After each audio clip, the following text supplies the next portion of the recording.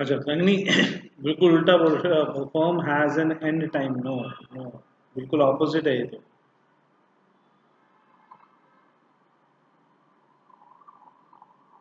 What is going concern assumption? Anyone else?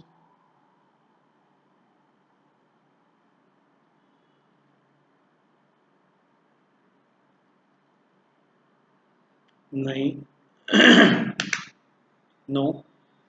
Business will continue for ever, no. For the long time, no. ये थोड़ी था इसका मतलब।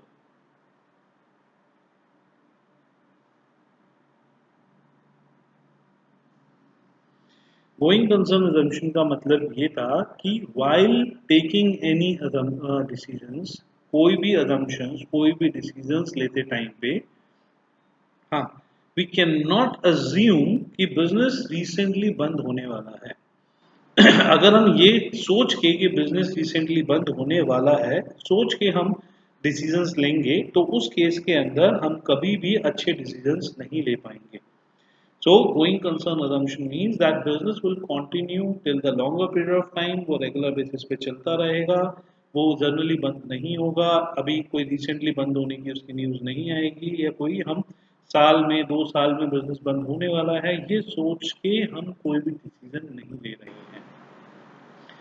ये आपका गोइंग कंसर्न assumption होता है। फॉर एग्जाम्पल एक मशीनरी हमको बाय करनी है, वो 10 साल के लिए यूज होगी, तो हम वो मशीन अगर हम सोच के चलेंगे कि 2 साल में तो बिजनेस बंद करना है, हम वो मशीन कभी भी नहीं परचेज करेंगे। So that's why every decision, while taking every decision, this is to be kept in mind that business will continue till a foreseen or long period of time. चाहे वो बंद 6 महीने में हो जाए, बट हम डिसीजंस लेते टाइम, पॉलिसीज बनाते टाइम पे, अकाउंट्स बनाते टाइम पे ये कंसिडरेशन नहीं ले सकते। सेकेंड हमने पढ़ा था कंसिस्टेंसी assumption, इसमें क्या मतलब था?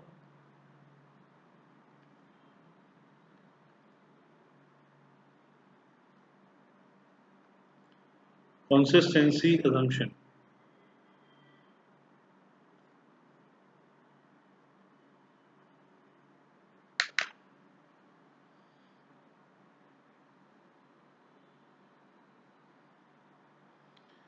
कि एक ही अकाउंटिंग प्रैक्टिस होगी। Archit we can phrase it into more better language. ठीक मतलब है, बट आपका इससे कुछ और भी मतलब निकल सकता है। संज्ञा ईयर आफ्टर ईयर नहीं, इसका क्या मतलब हुआ ईयर आफ्टर ईयर? कोई और?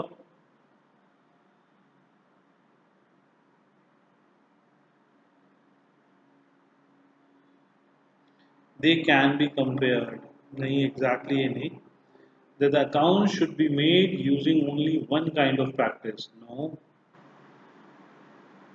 नोरा? नो, एग्जैक्टली ये मीनिंग नहीं है। अगर वो एक बार में सिलेक्ट हो जाए, नहीं संजय इट्स नॉट परफेक्ट, कुछ थोड़ा सा एक सिंगल लाइन जो एग्जैक्टली exactly आपको कंसिस्टेंसी assumption को डिफाइन करती है।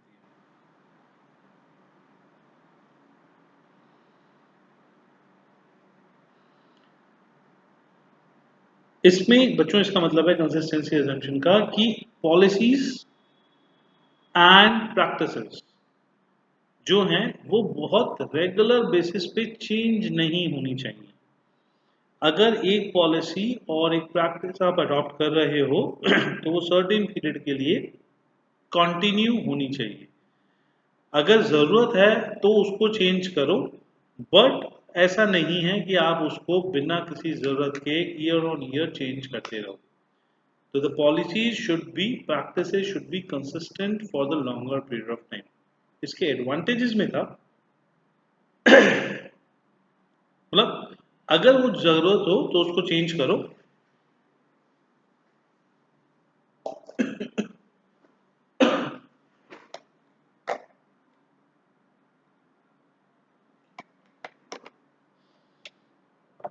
अगर ज़रूरत हो तो ये नहीं है चेंज मत करो, but try to be consistent. मजे के लिए चेंज मत करो, जरूरत हो तो yes it will definitely change. ठीक है, अगर वो भी सूट नहीं कर रही तो it must definitely be change, but उसको बिना किसी जरूरत के, बिना किसी प्रॉब्लम के रेगुलर बेसिस पे चेंजेस मत करो। इसके एडवांटेजेस थे कि वो कंपेयर करना इजी हो जाएगा, उससे उससे आपको डिसीजंस लेना इजी हो जाएगा। ठीक है, नेक्स्ट हमारा था accrual assumption, most important assumption of accounts.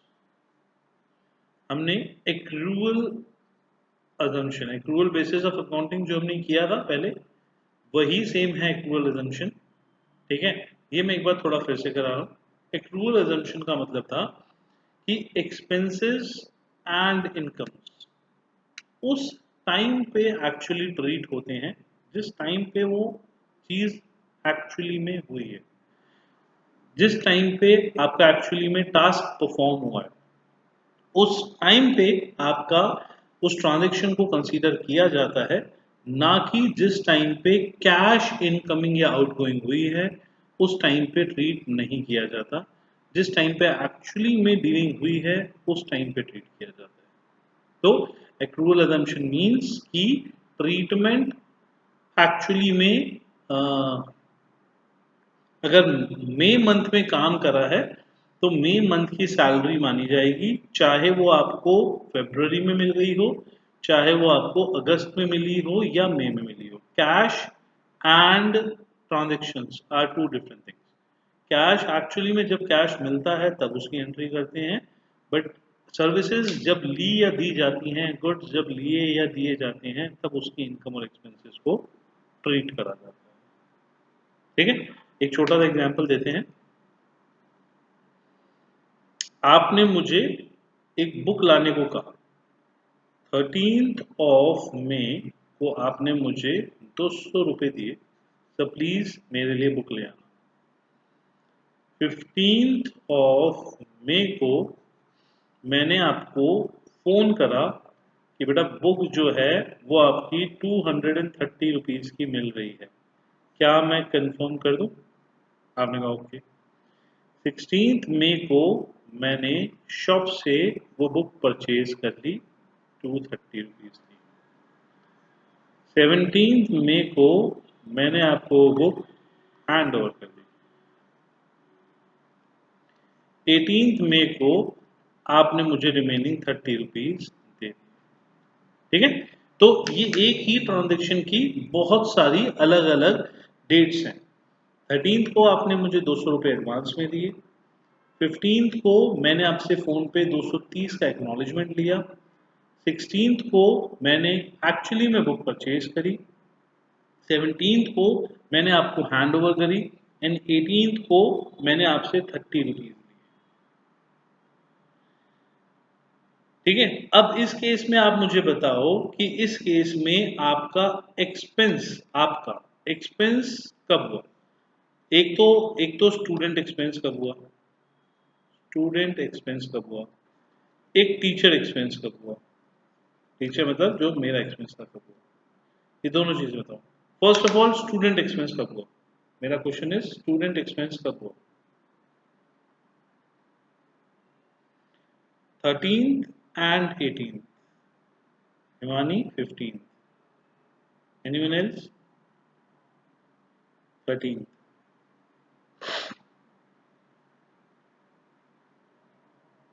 13th. Anyone else? कोई और?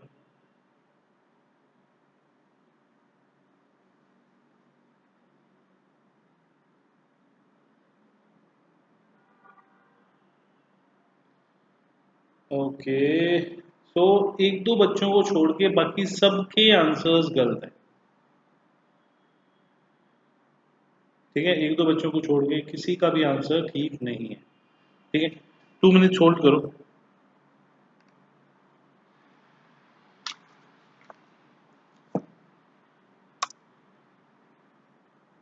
हमने सैलरी पे करी अपने मेड की, हम उसको खर्चे में डाल देते हैं।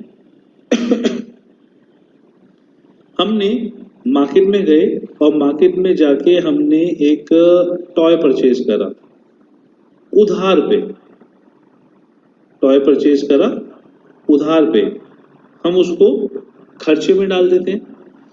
ठीक है, हम क्या करते हैं, हम कोई भी चीज जो होती है उसको जैसे ही परचेज करते हैं हम उसको उठा के अपने खर्चे में डाल देते हैं। ठीक है, हम कहते हैं जी टॉय परचेज जो हमने करा, ये हमने करा 7 तारीख को और पैसे दिए इसके 10 तारीख को, तो खर्चा 7 तारीख को माना गया या 10 तारीख को माना गया? गाइज अगर 7 तारीख को हमने परचेज करा टॉय, उसके पैसे 10 तारीख को दिए, तो खर्चा 7 तारीख को माना गया या 10 तारीख को माना गया? यस, खर्चा 10 तारीख को माना गया। ये हम आज तक करते आ रहे थे, ये हम आज तक पढ़ते हैं। ध्यान रखना है इस वाले एग्जाम्पल पे, मैं वापस आऊंगा घूम के। हम आज तक यही पढ़ते आ रहे थे। ओके, मैंने एक जो है एक बुक परचेज करी।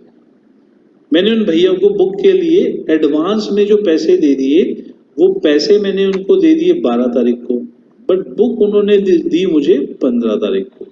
तो कैश मेरी जेब से कब चला गया? 12 तारीख को। बुक मेरे पास कब आई? 15 तारीख को। तो हमारा खर्चा कौन सी तारीख को हुआ? 12 तारीख।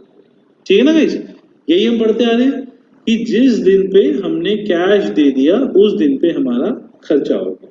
ठीक है ना, ये हमारा था कैश बेसिस ऑफ अकाउंटिंग। ये हम गलत पढ़ रहे थे।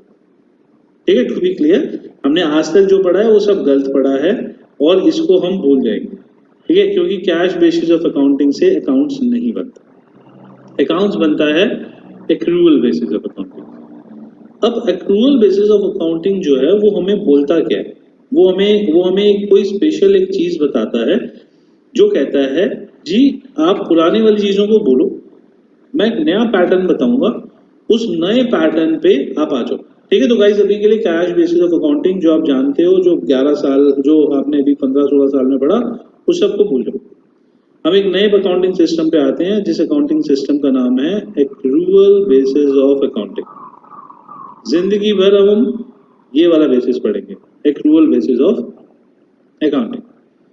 एक्रूअल बेसिस ऑफ अकाउंटिंग में हम एक टाइमलाइन बनाते हैं। ठीक है, तो लेट्स मेक अ टाइमलाइन।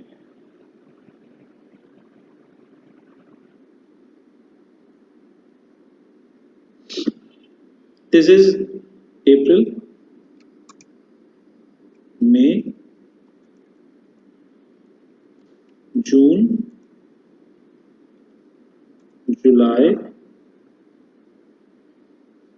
अगस्त। ठीक है, हमने 5 महीने ले लिए। This is the starting of the month, this is the end of the month.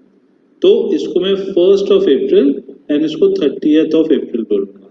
तो guys 30 April is 1 May and 30 May. 1 June, या इसको मैं बोल लूँ 30 जून, 1 जुलाई, 30 जुलाई, 1 अगस्त या 30 अगस्त। ठीक है, अकाउंट्स में हम एक दिन को ऊपर नीचे को कुछ नहीं मानते, एक दिन वो सेम होता है, चाहे मैं उसको लास्ट ऑफ द मंथ बोलूं या अगले दिन का first date of the month बोलूं, वो सेम होता है। ठीक है, उसमें कोई डिफरेंस नहीं होता। एक्रूअल बेसिस ऑफ अकाउंटिंग हमें बोलता है, वो ही कहता है जी आप अभी तक सिर्फ और सिर्फ जब आपने कैश दिया और तब आपने खर्चा मान लिया, तो कैश और खर्चा आप इसको अलग अलग चीजें नहीं मान के चलते, आप इसको एक चीज मान के चलते हो। आप मानते हो जब कैश गया तब खर्चा हो गया, तो खर्चा बेसिकली एक्सपेंस तो आपने कुछ माना ही नहीं ना, आपने तो कैश को रिकॉर्ड कर लिया। वो कहते हैं जब आप हर कैश देने पे खर्चा मानते हो, तो in that case you are only recording cash, you are not recording expense. यहाँ पे हम इनको दो अलग अलग चीजों में डिवाइड कर देते हैं। वो कहता है कि खर्चा अलग चीज है और कैश अलग चीज है। कैश आपका तब आप लोगे जब एक्चुअली में कैश ट्रांजैक्शन हो, और खर्चा तब आप मानोगे जब सर्विसेज या गुड्स रिसीव्ड या पेड, गिवन। यहां पे हमने इन दोनों चीजों को ना अलग अलग कर दिया। वो कहता है जी कैश जब एक्चुअली में कैश रिसीव हुआ या पे हुआ उसको तब मानोगे, खर्चा जब सर्विसेज या गुड्स रिसीव हो रहे हैं या उनको दे रहे हो तब मानोगे। दो चीजें अलग अलग कर।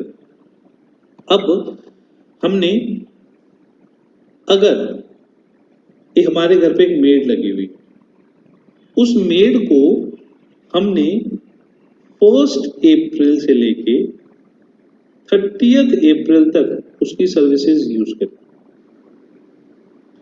बट उसको पैसे हमने दिए 7 मई को, ठीक है। हमने उसकी सर्विस कब यूज करी? 1 मई से लेके 30 मई तक, बट उसके हमने पैसे कब दिए? 7 मई को। उस केस के अंदर हमने बोला कि सर्विसेज अप्रैल मंथ में यूज हुई हैं, तो एक्सपेंस वो कौन से महीने का होगा? अप्रैल का। यहां पे हम एक्सपेंस खर्चे के हिसाब से, कैश के हिसाब से नहीं मानते। सर्विसेज जिस महीने में दी हैं या सर्विसेज जिस महीने में ली हैं, हम उस महीने का उसको एक्सपेंस या इनकम मानते हैं। तो सर्विसेज हमने कब उसकी यूज करी? अप्रैल, 1 अप्रैल टू 30 अप्रैल। तो एक्सपेंस भी कौन से महीने का मानेंगे? अप्रैल। कैश हमने कौन सी दिन पे दिया जी? मई, 7 मई। तो हम उसको कैश कैश कौन से दिन पे पेड मानेंगे? मई महीने। So expense of April and cash of May, ये दो अलग अलग चीजें हैं। अगर हम आपके मेथड से करते तो आप तो जिस दिन पे 7 मई को आपने पैसे दिए, आप तो कहते जी 7 मई को ही पैसे गए और 7 मई को ही खर्चा हुआ। उससे आप उससे ना पहले खर्चा मानते ना बाद में खर्चा मानते। आप खर्चा कौन से दिन पे मानते? जिस दिन पे आपका एक्चुअली में क्या कहते हैं गया आपके पास से, आप उसको उस दिन का खर्चा मानोगे। आप उसको ना कि उस दिन का खर्चा मानते पहले स्टार्टिंग में कैश बेसिस पे जब आपने सर्विस यूज करी।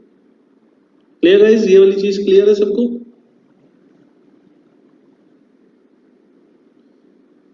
ये क्लियर है गाइस आपको कि हमको एक्सपेंस अप्रैल महीने में होगा।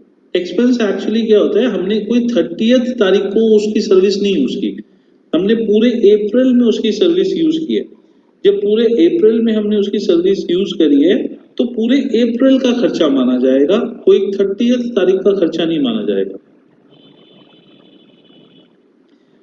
निताक्षी वो जो होगा आपका 10 मिनट्स का दोबारा से अभी रिपीट हो जाएगा, ठीक है, वापस हम रिपीट नहीं कर पाएंगे। ओके, सो आपका जो है वो जो अप्रैल महीने है वो पूरा का पूरा अप्रैल महीने का आपका खर्चा माना जाएगा, ना कि आपका एक स्पेसिफिक 30th या 25th का खर्चा माना जाएगा। बट कैश 7 मई को पे कर रहे हो तो कैश आपका 7 मई को पेड माना जाएगा, ठीक है। एक्सपेंस के साथ एक्चुअली होता क्या है, एक्सपेंस ना कुछ ड्यूरेशन में होता है। सैलरी 1 महीने की देते हो तो खर्चा 1 महीने की ड्यूरेशन में हुआ, ठीक है। आपका रेंट 1 महीने का देते हो तो खर्चा 1 महीने की ड्यूरेशन का हुआ, तो उसको आप एक स्पेसिफिक डेट का खर्चा नहीं मान सकते, वो आपका एक स्पेसिफिक ड्यूरेशन का खर्चा है। तो वो जो ड्यूरेशन का खर्चा है आप उसको ड्यूरेशन के पॉइंट ऑफ व्यू से ही लेके चलो, ठीक है। तो आपका खर्चा ऑफ अप्रैल एंड कैश गया 7 मई को, ठीक है। मैं इसी के आगे कंटिन्यू करता हूँ। हमने उसको 7 मई को उसने जो सर्विस दी उसका 1 महीने का सैलरी बनती है 100 रुपए। 7 मई को मैंने उसको 200 रुपए पे कर दी। मैंने उसको बोला ठीक है जी तुझे पैसे की जरूरत है तो मैं तुझे अप्रैल एंड मई इन दोनों की सैलरी 200 रुपए मैं आपको इसी महीने में पे कर देती हूँ, ठीक है। तो सबने बोला कि मैं आपको 7 मई को ही दोनों सैलरी पे कर देता हूँ। अब अप्रैल महीने में खर्चा कितना हुआ? अप्रैल महीने का खर्चा कितना माना जाएगा निताक्षी? 200 नहीं माना जाएगा। हमने अभी पढ़ा कि जो हमारा जितने की वैल्यू का हमारा एक्चुअली में सर्विस यूज हुई है उतने का ही खर्चा माना जाता है, कैश के बेसिस पे खर्चा नहीं माना जाता। सो हमारी सर्विस यूज हुई थी 100 रुपीज की, तो खर्चा अप्रैल के महीने में कितना माना जाएगा? 100 रुपीज। मई के महीने का खर्चा कितना माना जाएगा? हर्ष 100 रुपीज, 200 नहीं आएगा, क्योंकि मई के महीने में कैश मेरी जेब से 200 रुपए गया, बट सर्विसेज कितने की यूज करी मैंने? 100 रुपीज की। तो इट डजेंट मैटर कि मेरी जेब से कैश कितना गया। Cash is a different thing, expense is a different thing. मैंने नीचे लिखा भी हुआ है कि एक्सपेंस सिर्फ उतना ही माना जाएगा जितना की सर्विसेज मैंने रिसीव, गुड्स या सर्विसेज या तो रिसीव करे हैं या दिए हैं। ठीक है, तो आपका इतना माना जाएगा। मैंने जून महीने की सर्विसेज यूज कर ली, पैसे बोला अभी मेरे पास नहीं है, मैं नहीं दे रहा आपको पैसे, बाद में दूंगा। जून महीने में खर्चा कितना माना जाएगा?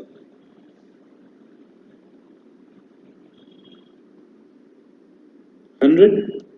और जून महीने में कैश पेड कितना माना जाएगा? 0। So cash paid and expense are two different things. जुलाई महीने में मैंने उसकी सर्विसेज सिर्फ 15 दिन यूज करी, बट मैंने ऑलमोस्ट 25 जुलाई को उसको बोला कि मैं आपको 300 रुपए दे देता हूं। ठीक है, तो जुलाई महीने में मैंने 15 दिन सर्विसेज यूज करी, तो जुलाई महीने का खर्चा कितना माना जाएगा? Yes, 50 rupees. जब हमने उसको आधे महीने सर्विस यूज करी तो आधे महीने के बराबर का खर्चा माना जाएगा। क्यों? क्योंकि एक्सपेंस सिर्फ वो वाला माना जाता है जितना सर्विसेज या गुड्स रिसीव्ड या पेड होते हैं, बट जुलाई महीने में कैश पेड कितना माना जाएगा? जुलाई महीने में कैश पेड कितना माना जाएगा? Yes, 300। So expense and cash, ये दो अलग अलग चीजें हमारे पास हो जाती है। कैश बेसिस ऑफ अकाउंटिंग में हम एक्सपेंस और कैश एक ही चीज मानते थे। हम मानते थे कि जिस टाइम पे हमारा खर्चा हुआ उसी टाइम पे हमने उसको कैश में पे कर दिया। एक्रूअल बेसिस में हम खर्चे को और कैश को दो अलग अलग चीजें मान लेते हैं, या इसको मैं एक्सपेंस बोल सकता हूँ या मैं इसको साथ के साथ इनकम भी बोल सकता हूँ। अगर रिसीव की बात हो रही है तो वो इनकम हो गई, और पे की बात हो रही है तो वो खर्चा हो गया। ठीक है, ओके, हम नेक्स्ट एग्जांपल पे आते हैं। अब देखो गाइस, मैंने आपको एक बहुत पहले वाली क्लास में एसेट्स एंड एक्सपेंसेस में एक डिफरेंस बताया था, आपको याद हो तो? मैंने आपको एसेट्स और एक्सपेंसेस में डिफरेंस बताया था। ठीक है, जिन्होंने वो क्लास अटेंड करी होगी उनको याद होगा। ओके, तो आपका हम यहाँ पे मैं आपको एसेट्स को बता रहा हूँ, हम एसेट्स को जो है वो एसेट्स क्यों मानते हैं। ओके, मैंने एक कार खरीदी,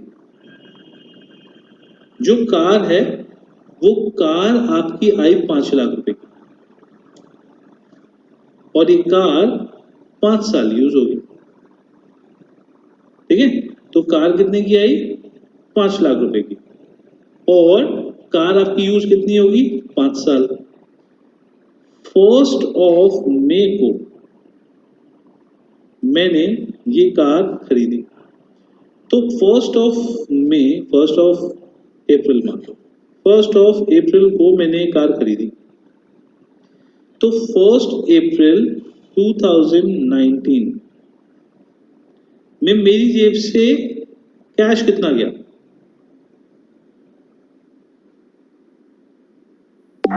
1 अप्रैल 2019 को मेरी जेब से कैश कितना गया? 5 लाख। This is clear. अब एक्सपेंस हमने बोला कि ये कोई स्पेसिफिक डेट का तो होता नहीं है, तो अगर मैं बोलता हूं ईयर 1920 मतलब 1 अप्रैल 19 से 31 मार्च 20 तक मेरा खर्चा कितना हुआ? यस, खर्च एसेट्स जो होते हैं हमने उसको बोला ही इसलिए एसेट्स, क्यों? क्योंकि हमारा एक्रूअल बेसिस के कंसेप्ट के अकॉर्डिंगली जो उस बच्चों कुछ समझ में आ रहा है आपको या सिर के ऊपर से जा रहा है सारा?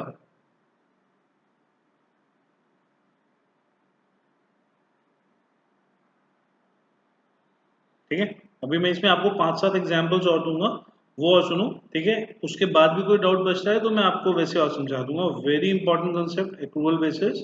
ठीक है, ये हमारा यहाँ पे भी यूज आएगा और इसका पूरा एक चैप्टर है आगे, वो भी यूज आएगा। ठीक है, जो पुराने बच्चे हैं वो सुन चुके हैं पहले एक बार, बट फिर भी दोबारा से सुन लो, आपके कंसेप्ट क्लियर अप हो जाएंगे। साल में हमने कार की वैल्यू यूज करी, सिर्फ उसी को ही हम एक्सपेंस में डाल सकते हैं। हम जितनी उसकी वैल्यू यूज नहीं हुई उसको हम एक्सपेंस बोल ही नहीं सकते। इस वजह से हमने इसको 5 लाख 5 साल में डिवाइड करके 1 लाख का खर्चा बोला, और रिमेनिंग जो 4 लाख है हमने बोल दिया जी आपके एसेट्स। तो एसेट्स का जो यूज हुआ इस केस के अंदर वो हुआ ही इसलिए because we can as per the accrual concept हम उस 5 लाख को फर्स्ट ईयर के एक्सपेंस नहीं बांध सकते। अब बात आती है 20 की। 20 में कैश कितना गया? कार के लिए कैश कितना गया? 0। बट 20 में खर्चा कितना हुआ?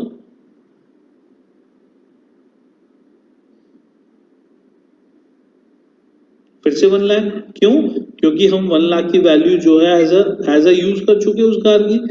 ये जो 1 लाख की हम वैल्यू यूज कर चुके, रिमेनिंग वैल्यू कितनी बची? 3 lakh. This is asset of this.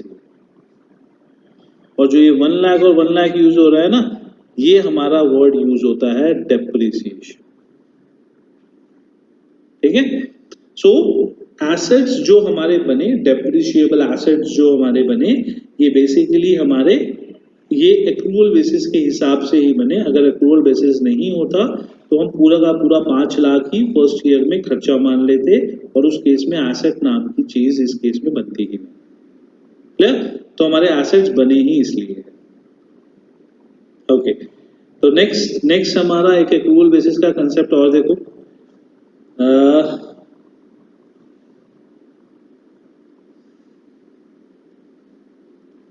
Okay, हमारा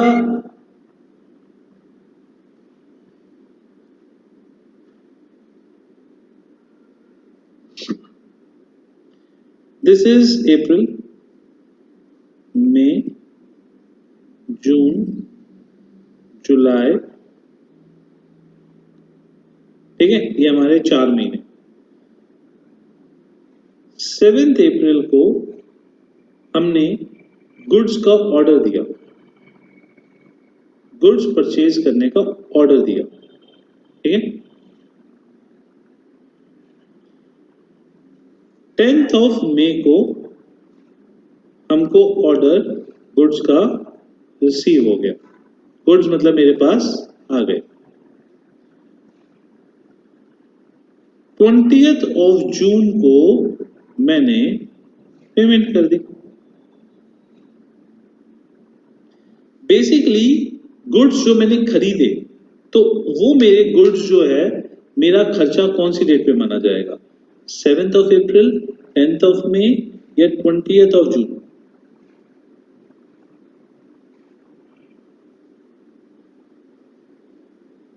गाइस, मैंने अभी आपको बताया कैश पेड इज नॉट खर्चा।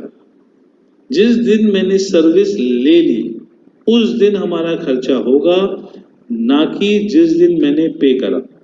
पे करने को खर्चा नहीं बोलते। 20th ऑफ जून को मैंने पे करा है, तो मैं ये नहीं बोलूंगा कि 20th ऑफ जून को मेरा खर्चा हुआ। क्यों? क्योंकि 20th ऑफ जून जो है उस दिन तो मैंने कहा जी मैंने आपसे उधार ले रखा था, वो उधार मैंने पे कर दिया। नोरा, 7th ऑफ अप्रैल भी हम नहीं मानेंगे। क्यों? क्योंकि 7th ऑफ अप्रैल को तो मैंने उसको कहा जी आप बना देना। क्यों? क्योंकि 7th ऑफ अप्रैल को मैंने सिर्फ उसको ऑर्डर दिया है, अभी तक उसकी साइड से मेरे को कुछ रिसीव नहीं हुआ। तो that's why 7th of May को भी हम जो है आपका एक्सपेंस नहीं मानेंगे। एक्सपेंस जो हम मानेंगे वो मानेंगे 10th ऑफ मई को। क्यों? क्योंकि 10th ऑफ मई को एक्चुअली में मेरे को गुड्स रिसीव हो गए और 10th ऑफ मई को मेरी ऑब्लिगेशन पैदा होगी जी मुझे पैसे देने। तो जिस दिन मेरी ऑब्लिगेशन पैदा हुई कि जी मेरे को पैसा देना है, अब तो मेरा खर्चा हो गया, उस दिन मैं उसको आपका एक्सपेंस मान। तो 10th ऑफ मई को हमारा वो एक्सपेंस ट्रीट किया जाएगा। जो हमने 7 तारीख को ऑर्डर दिया इसकी तो कोई एंट्री नहीं आएगी। क्यों? क्योंकि ना तो मैंने कोई एक्सपेंस करा, ना मेरी कोई इनकम हुई, ना मेरे पास कैश आया, ना मेरे पास कैश गया, तो इसकी कोई एंट्री नहीं होगी।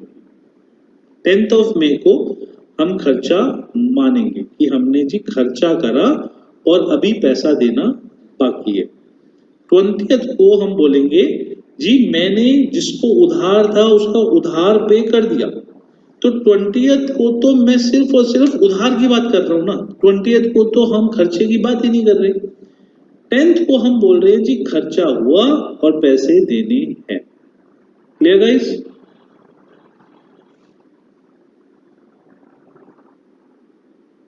गाइस क्लियर है? ओके चलो एक और एग्जांपल लेते हैं।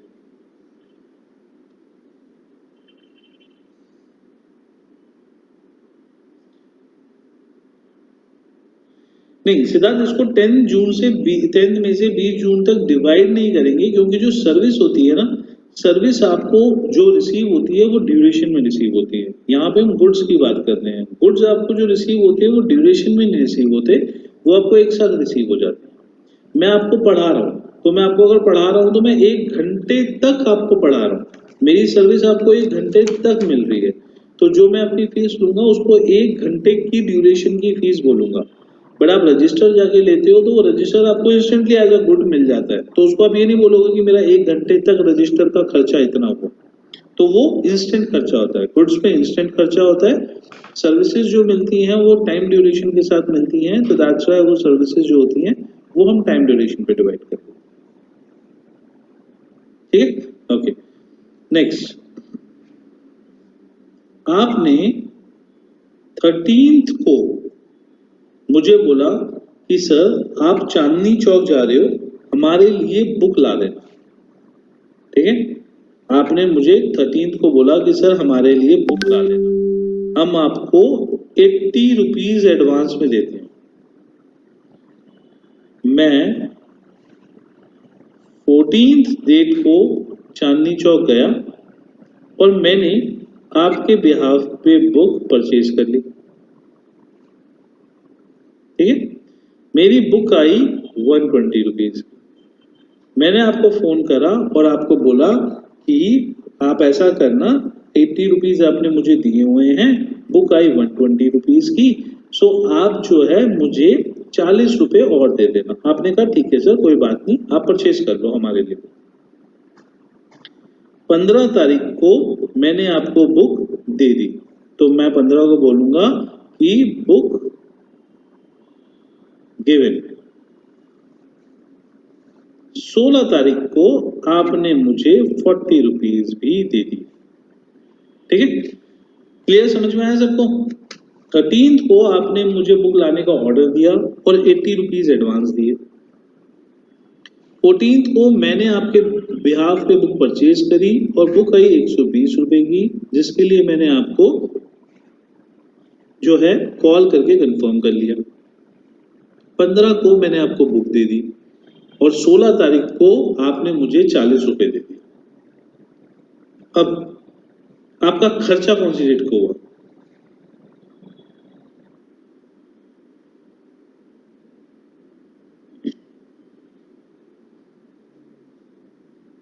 ओके तो कुछ बच्चे बोल रहे हैं 14, कुछ बच्चे बोल रहे हैं 15। ठीक है? ओके तो मैं आपको ना 2-3 क्वेश्चन पूछता हूं, उसके बेसिस पे आपको क्लियर हो जाएगा कि किस डेट पे आपने सर्विस यूज कर, किस डेट पे आपने गुड्स यूज कर लिए, आपने गुड्स परचेज कर लिया कि इस डेट के बाद तो अब मैं वापस नहीं कर सकता। किस डेट पे आपने गुड यूज कर लिए, परचेज कर लिए कि आप मैं इसके बाद वापस नहीं कर सकता। ओके, ये सब बोल रहे हैं 15। 14 तारीख को जब मैंने आपके बिहाफ पे गुड्स परचेज करी, बुक परचेज करी, तो क्या आप मुझसे वो लेने से मना कर सकते हो?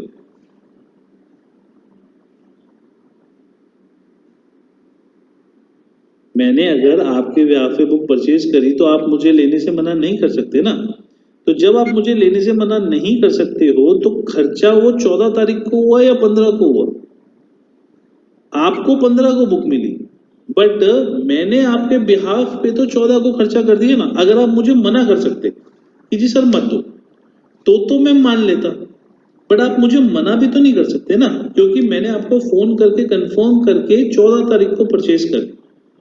तो दैट्स वाई, चाहे आप खुद परचेज करो, चाहे आपने मुझे अथॉरिटी दे रखी है मैं परचेज करूं, जिस दिन पे आपने वो सर्विसेज या गुड्स की रिस्पॉन्सिबिलिटी आपके सिर पे आ गई, चाहे आपने परचेज कर रखी है या दूसरे ने परचेज कर रखी है, उस टाइम पे वो आपका खर्चा हो। ठीक है, तो आपका एक्सपेंस कौन सी डेट पे हुआ? 14 तारीख को। 80 रुपए का एक्सपेंस हुआ या 40 रुपए का एक्सपेंस हुआ?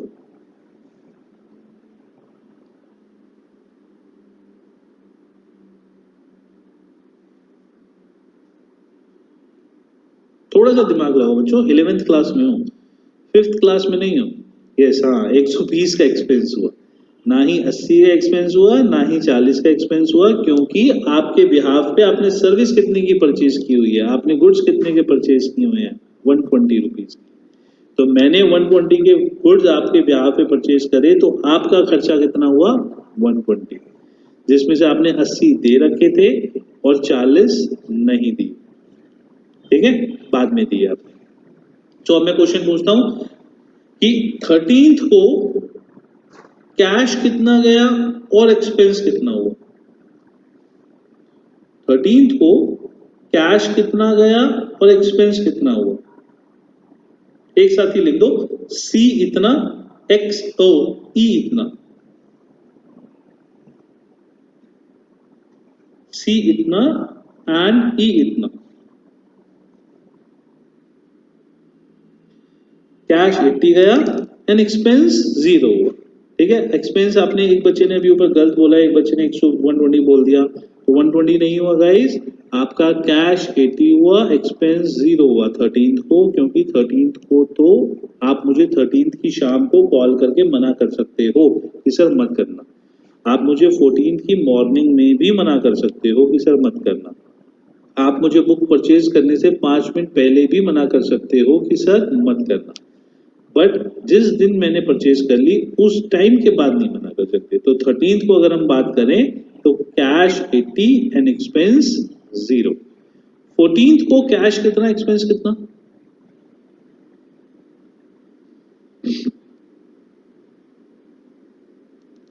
फोर्टींथ को सिद्धार्थ गलत है, 14th की बात कर रहा हूं मैं।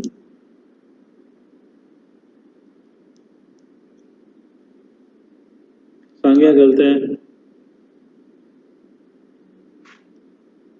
यस, 14th को कैश तो 0 हुआ ना। 14th को तो मेरी जेब से एज अ स्टूडेंट, आप अपनी जेब से बोलो, आपकी जेब से कैश थोड़ी गया। प्रगति, आपकी जेब से 40 कैश 14th को गया है, तो जब आपकी जेब से 14th को कैश गया ही नहीं तो कैश तो उस दिन 0 जाएगा ना। आपका 40 रुपीज कैश गया 16 तारीख को, तो अगर आप अपने बुक्स में लिखोगे तो 14 तारीख को कोई कैश नहीं गया आपकी बुक से, आपके पास से 0 कैश गया, तो कैश 0, बट खर्चा कितने का हो गया? 120। क्यों? क्योंकि कैश मेरा उस दिन गया नहीं और खर्चा हुआ 120। तो कैश अलग चीज होती है। आप कैश के टाइम पे सिर्फ ये देखोगे कि मेरी जेब से कितना कैश जा रहा है या आ रहा है। एक्सपेंस इनकम के टाइम पे देखोगे कि कितनी सर्विस या गुड्स जा रही हैं या आ रही है। ओके, 15th को कितना कैश या कितना एक्सपेंस हुआ? संगिनी दोबारा से सोचो। 15th को कैश 0 एंड एक्सपेंस 0। अक्षत गलत है।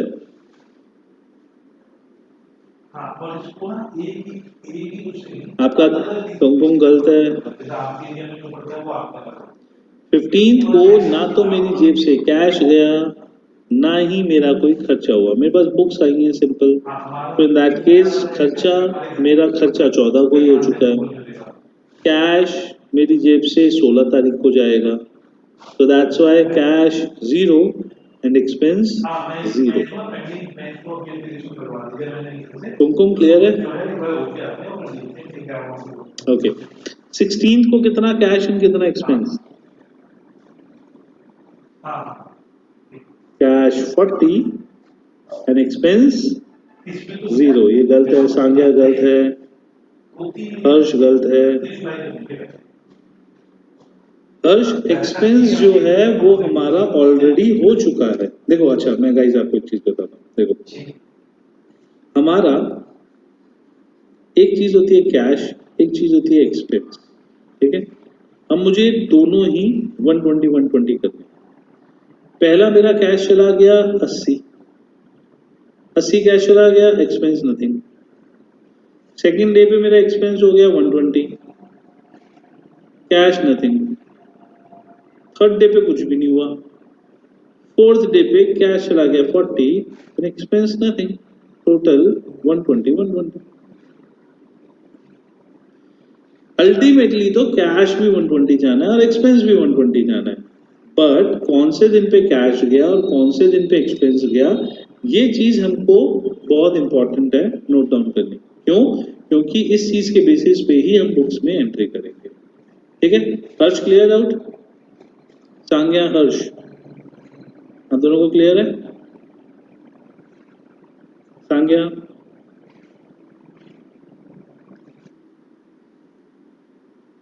इट्स सांग्या नोट सांग्या, संज्ञा, ओके सॉरी। ओके तो नेक्स्ट हम लेते हैं। ओके एक क्वेश्चन और करते हैं हम।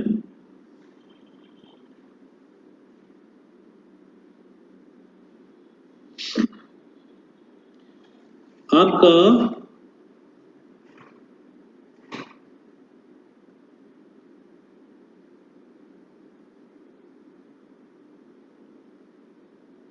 थर्टीन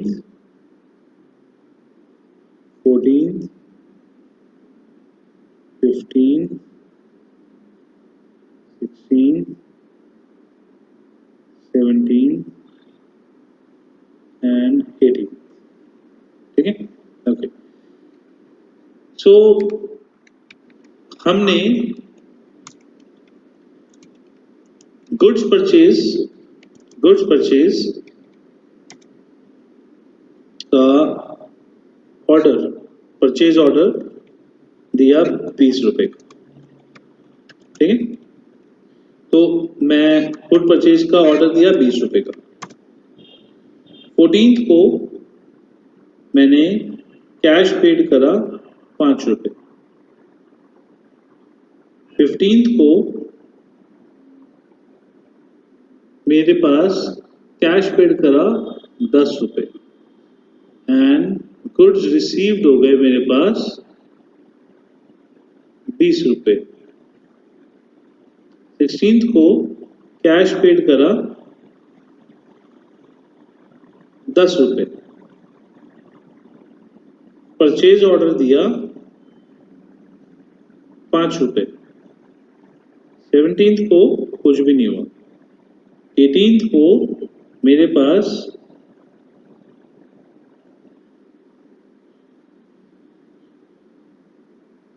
ओके ये 15 गया, परचेज ऑर्डर दिया 15 का एंड गुड्स रिसीव हुए, कैश पेड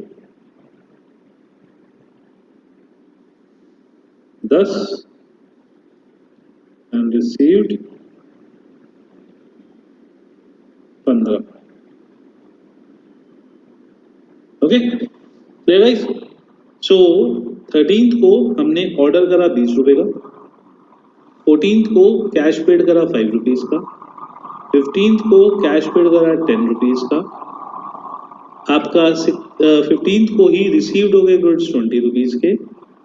16th को कैश पेड करा 10 रुपीज ऑर्डर दिया 15 रुपए का, 17th को कोई कैश नहीं पे करा, ना ही कोई रिसीव हुआ,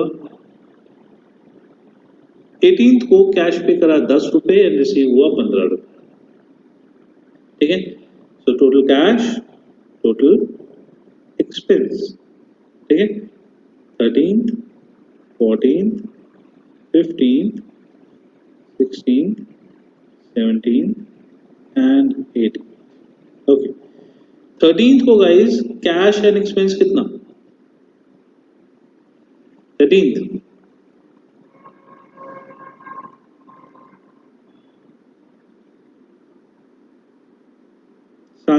संज्ञा गलत है, सिद्धार्थ गलत है। 13th को तो गाइस ऑर्डर दिया है, ऑर्डर देने का मतलब ये थोड़ी हो मेरा खर्चा हो गया, अभी आपको बताया था ना ही मैंने कैश दिया है। ठीक है, कैश 5 कैसे दे दिया गौरी? 14th को दिया है मैंने कैश 5, 13th को थोड़ी दिया है मैंने। तो आपका 13th को तो ना ही मैंने कैश दिया और ना मुझे कुछ गुड्स रिसीव हुए, तो मेरा खर्चा हुआ। ठीक है, 14th को 14th को कैश मैंने दिया 5 रुपए और कुछ भी रिसीव नहीं हुआ, तो खर्चा मेरा हुआ 0। ठीक है, 15th को कैश मैंने दिया 10 रुपए और खर्चा मेरा हुआ 20 रुपए। क्यों? क्योंकि यहाँ पे मेरे को 20 रुपए के गुड्स मिल गए। अब चाहे मैंने वो पहले पैसे दे रखे हैं, चाहे मैंने बाद में पैसे दे रखे हैं, उसका उससे कोई भी रिलेशन नहीं है। वो कहते हैं जी 20 रुपए में से आप 5 दे चुके, आप 10 भी दे चुके हो, आपके 5 रुपए पेंडिंग है, ये आप बाद में दोगे, नॉट अ प्रॉब्लम, कोई प्रॉब्लम नहीं है, बट मेरा खर्चा 20 रुपए का होगा। ठीक है, जितने के मैंने गुड्स रिसीव करे, जितने की मैंने ऑब्लिगेशन करी, उतने का मेरा खर्चा। ओके, 16th को कैश 10 रुपए और मैंने कोई भी सर्विसेज यूज नहीं करी हैं, सिर्फ ऑर्डर करा है। गौरी सिर्फ ऑर्डर करा है, अक्षत ऑर्डर करा, हाँ गौरी ऑर्डर करा है, प्रगति ऑर्डर करा है। तो ऑर्डर करने का मतलब खर्चा नहीं होता। क्यों? क्योंकि ऑर्डर करते ही ऑब्लिगेशन नहीं होती, ऑब्लिगेशन उस टाइम पे आएगी जिस टाइम पे वो गुड्स मेरे को रिसीव होंगे या मेरे बिहाफ पे अगले वाले पर्सन ने वो परचेज करी। जैसे जब आपने मुझे बुक लाने का ऑर्डर दिया था, तो ऑर्डर देते ही खर्चा नहीं हुआ था, जब मैंने परचेज कर ली थी उस टाइम पे खर्चा हुआ था, ना कि जिस टाइम पे मैंने आपने मुझे बोला लाने के लिए उसी टाइम पे खर्चा हुआ। ठीक है, 17th को कैश 0 एंड एक्सपेंस भी 0। 18th को कैश 10 एंड एक्सपेंस 15। यस, तो इसलिए हमारा जो है इस तरीके से टोटल डे टू डे हम जिस दिन खर्चा कैश करते हैं देते हैं उस दिन। तो गाइस, किसी को अभी भी दिक्कत है कैश एंड एक्रूवल बेसिस में? What do you mean by accrual basis of accounting? Accrual concept क्या होता है? हाँ संगनी गौरी, आप तो पहले भी आ चुके हो, जिन्होंने न्यू ज्वाइन करा है उनमें से किसी को दिक्कत है? थोड़ा बहुत भी कम क्लियर हुआ हो तो लेट मी नो। जितने भी न्यू बच्चे हैं जिन्होंने बाद में ज्वाइन किया था, जिसने एक्चुअल क्लास जो देखी है उसके बाद में। ठीक है, ठीक है गाइस, सो आज हम इसी वाले टॉपिक पे खत्म करते हैं। यहाँ वाले टॉपिक से आपका एक्रूवल अजम्पशन ले लो या एक्रूवल बेसिस ऑफ अकाउंटिंग ले लो, दोनों सेम चीज़ है। ठीक है, हमारे अभी थोड़े बहुत इसके कंसेप्ट और बचे हुए हैं, वो नेक्स्ट क्लास में हम करते हैं। ठीक है, एक्रूवल ही इसमें सबसे ज़्यादा कॉम्प्लिकेटेड है, बाकी के जो चीज़ें हैं, बाकी जो कंसेप्ट हैं वो इजी हैं। ठीक है, तो आज के लिए हम यहाँ तक करते हैं guys, meet you in next class. Thank you everyone, bye.